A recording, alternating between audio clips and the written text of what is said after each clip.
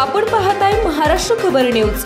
या बातमीचे प्रायोजक आहेत Shri Ganesh jewellers and Saraf production Pune. गेल्या अनेक दिवसांपासून मराठा आरक्षणासाठी लढा देणारे मनोज जरांगे यांनी मोठी घोषणा केली आहे। आम्ही येत्या 4 जून रोजी उपोषणाला बसणार आहोत असं मनोज जरांगे यांनी सांगितलंय।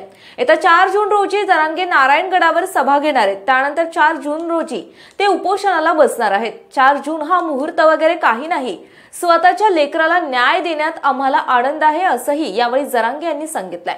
मराठा कोणत्याही पक्षाचा असू द्या, 10% आरक्षण दिलं ते कोणाचंही नाही, यामुळे मुलांचं वाटोळ झालं आहे। 4 जून रोजी सकाळी 9 वाजता उपोषण सुरू होणार आहे। या लढ्यात सामील होण्यासाठी माझ्या समाजाला आव्हान करायची गरज नाही।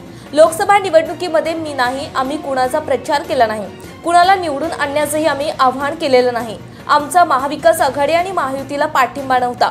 मी फक्त उमेदवारांना पाडण्याचं आव्हान केलं। कोणाला पाडायचं हे मराठा समाजाला कळालेलं आहे असं मनोज जरांगे पाटील म्हणाले।